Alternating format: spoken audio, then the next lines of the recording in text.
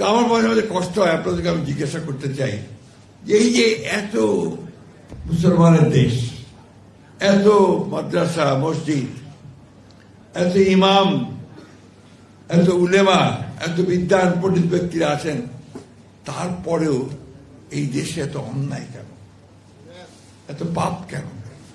কেন মানুষ এত চুরি করে, এত দুর্নীতি করে, আমার সম্পদকে বিদেশে পাচার করে দেয়? আমি অনেক বুঝতে পারি না। একটা মসজিদ তৈরি করার ব্যাপারে আমাদের মানুষের যে আগ্রহ এবং তাকে সেই সম্পদ জোগাড় করে মসজিদ তৈরি করে, সেই আগ্রহটা কোথায় যায় যখন সে একটা ভালো মানুষ তৈরি করতে চায়? আমি জানি না, আমাদের ইমাম সাহেব অনেক ভালো ব্যাখ্যা করতে পারবেন। আমার বিষয় ছিল অর্থনীতি, পরে রাজনীতি, ধর্ম সম্পর্কে আমার জ্ঞান অত্যন্ত সীমিত।